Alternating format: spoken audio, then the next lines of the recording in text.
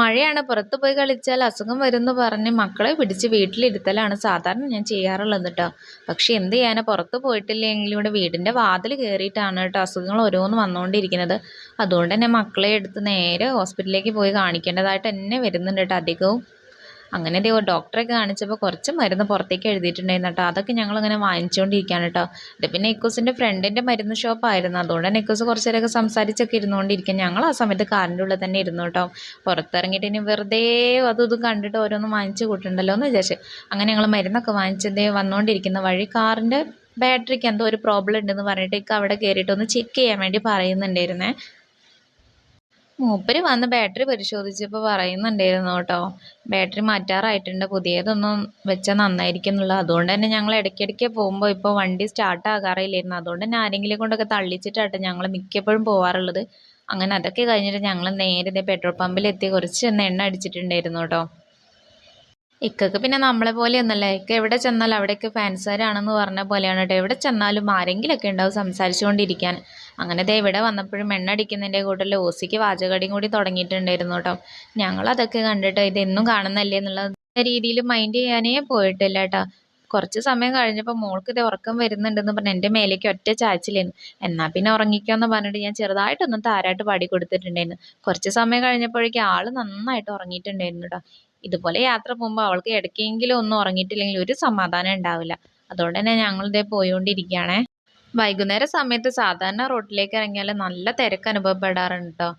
ഇന്നത്തെ ദിവസം എന്താണെന്ന് എന്നോട് ഒട്ടും തിരക്ക് തീരെ കാണുന്നില്ലായിരുന്നു. അത് ഞങ്ങൾക്കൊരു സമാധാനമായിരുന്നു. നല്ലൊരു മഴക്കോള് അതുപോലെ തന്നെ ചെറിയൊരു തണുപ്പൊക്കെ അടിച്ച് കയറി കാറിൻ്റെ ഉള്ളിലേക്ക് വരുന്നുണ്ടായിരുന്നു കേട്ടോ. ഈ പോകുന്നത് യൂണിവേഴ്സിറ്റീൻ്റെ സൈഡിലൂടെയുള്ള റോട്ടിലൂടെ ആയിരുന്നു കേട്ടോ.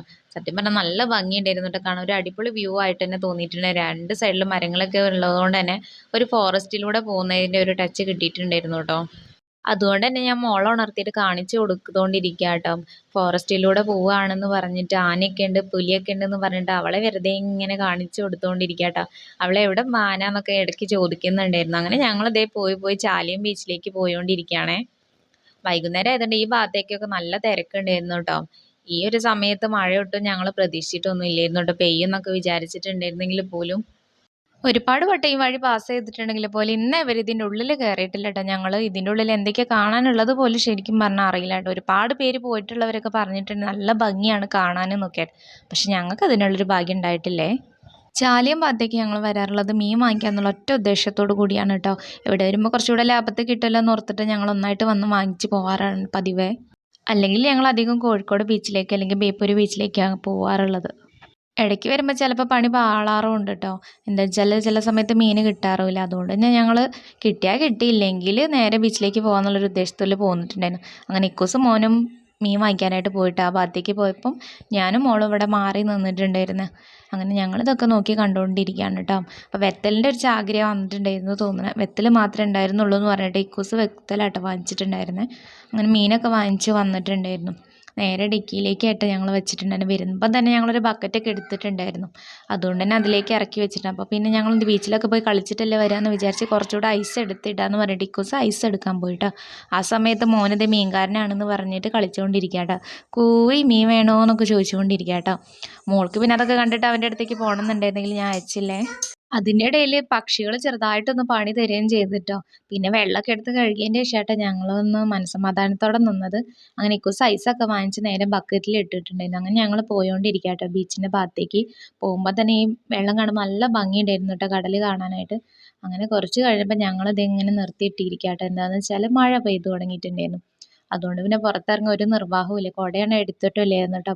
മഴയാണെങ്കിൽ പോലും ഒരുപാട് പേര് വന്നിട്ടുണ്ടായിരുന്നു കേട്ടോ ബീച്ചിലേക്ക്. അതുകൊണ്ട് തന്നെ അവർക്ക് ആ ഒരു മൈൻഡും വെച്ച് നടന്നുകൊണ്ട് തന്നെ ഒരു കുഴപ്പമില്ല. ഞങ്ങൾക്ക് പിന്നെ കുട്ടികളൊക്കെ കൂടെ ഉള്ളതുകൊണ്ടും കുടയും കൂടെ എടുക്കാത്ത വിഷയം കാരണം ഞങ്ങൾ കാറിൻ്റെ ഉള്ളിൽ തന്നെ ഇരുന്നു കേട്ടോ. മഴ കുറഞ്ഞിട്ട് വിചാരിച്ച് ഞങ്ങൾ അവിടെ ഇങ്ങനെ വെയിറ്റ് ചെയ്തുകൊണ്ടിരിക്കുക. അങ്ങനെ മഴയൊക്കെ കുറച്ച് കഴിഞ്ഞപ്പോൾ നന്നായിട്ട് തന്നെ കുറഞ്ഞിട്ടുണ്ടായിരുന്നു കേട്ടോ. ആ സമയത്തിന് തന്നെ സൂര്യാസ്തമയം കഴിഞ്ഞിട്ടുണ്ടായിരുന്നു. അങ്ങനെ പിന്നെ ഞങ്ങൾ നേരെ ബീച്ചിലേക്ക് പോയോണ്ടിരിക്കുകയാണ് കേട്ടോ. വെള്ളത്തിലൊന്നും കളിക്കാൻ പറ്റുമെന്ന് ഉറപ്പില്ലായിരുന്നില്ല. എന്നാലും വെറുതെ വന്നതല്ലേ, അപ്പോൾ ഒന്ന് മുഴുവനായിട്ട് തന്നെ പോയിട്ട് വരാമെന്ന് വിചാരിച്ച് ഞങ്ങളിങ്ങനെ നടന്നുകൊണ്ടിരിക്കുക കേട്ടോ. ആ സമയത്തൊക്കെ നല്ല തിരക്ക് തന്നെ ഉണ്ടായിരുന്നു. ഒരുപാട് പേര് വന്നിട്ടുള്ളത് കൊണ്ട് തന്നെ ഞങ്ങളിങ്ങനെ പതുക്കെ ആസ്വദിച്ച് നടന്നുകൊണ്ടിരിക്കുക കേട്ടോ. പിന്നെ എൻ്റെ ചാനൽ ഇതുവരെ കാണാത്തവരാണ് ചാനൽ ഒന്ന് കണ്ടിട്ട് സബ്സ്ക്രൈബ് ചെയ്യാനും അതുപോലെ തന്നെ ലൈക്ക് ചെയ്യാനും ഷെയർ ചെയ്യാനും മറക്കരുതേ. ഞങ്ങളങ്ങനെ പോയി പോയി ലാസ്റ്റ് എത്തിയിട്ടുണ്ടായിരുന്നു കേട്ടോ. അങ്ങനെ അവിടെ കണ്ടിട്ടുള്ള ഒരു കടയിൽ കയറിയിട്ട് ഞങ്ങൾ ചായ കുടിക്കാമെന്ന് വിചാരിച്ചു. അങ്ങനെ ഇക്കൂസ് ഓർഡർ കൊടുക്കാൻ പോയിട്ട് പഴംപൊരിയും ചായ അതുപോലെ തന്നെ ഗ്രീൻ പീസ് ആയിരുന്നു കേട്ടോ ഓർഡർ ചെയ്തിട്ടുണ്ടായിരുന്നത്. ഞങ്ങൾ അതൊക്കെ കഴിച്ചിട്ട് ഞങ്ങളങ്ങനെ അതേ തിരിച്ച് പോന്നുകൊണ്ടിരിക്കുകയാണ് കേട്ടോ. ഇപ്പം തന്നെ സമയം അത്യാവശ്യം ആയതുകൊണ്ട് തന്നെ ഞങ്ങൾ കൂടുതൽ നേരമൊന്നും അവിടെ നിൽക്കാൻ നിന്നില്ല കേട്ടോ. ഞങ്ങൾ പരിപാടികൾ കഴിഞ്ഞ് പോന്നേ.